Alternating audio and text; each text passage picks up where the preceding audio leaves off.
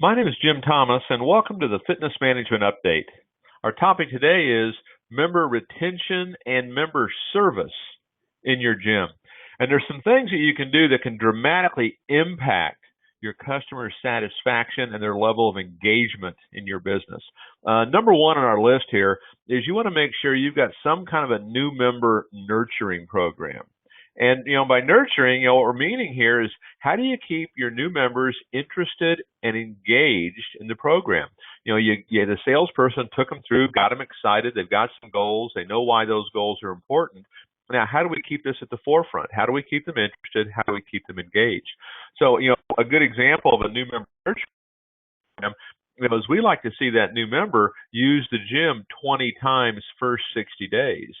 And you can have, whether it be phone calls, emails, text messages, encouraging, motivating, incentivizing, pushing, if you will, coaching, encouraging folks to come in and use your club. And so if you can get them in that habit first 60 days, you can make a dramatic impact on the lifetime value of that member for you. Next is, do you have an existing member nurturing program? And all too often, if a company really is doing those first 60 days for that new member, even after that, they drop off and now it becomes do it yourself unless they elect to take personal training. So what kind of existing member nurturing program is in place? We talked down here at the bottom of our slide, Club Concierge. One of the things that we like, and it could be, if you have a retention manager or someone fills that role, or maybe it's an operations person or a front desk person, but we've actually in some cases changed the title of that person to Club Concierge. And what their job is really to serve these members and to satisfy their every need and desire. And if they're not using the club, to reach out to them, and we want to get them back in here. And this can take the form of, email coaching. It can be phone coaching. It could be maybe free webinars you can do for existing members to give them tips. They can even do. You want to keep them engaged. You don't want them to feel like they're not coming back because they have to start over. Let's keep them going.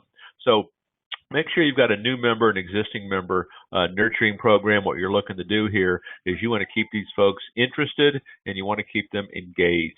Now, how to handle complaints. This is a big one too, because the better job you do of this, not only can it improve your revenues, but you're going to keep these folks happy. And the first thing I would suggest to you, and if you've listened to some of our videos on selling and how to interact with really anybody, be agreeable. Mary, I understand. You should have had that information by now. Okay, and then you go on to handle it. So, practice and role play how to properly handle complaints. First rule, be agreeable. Now, how to save cancels.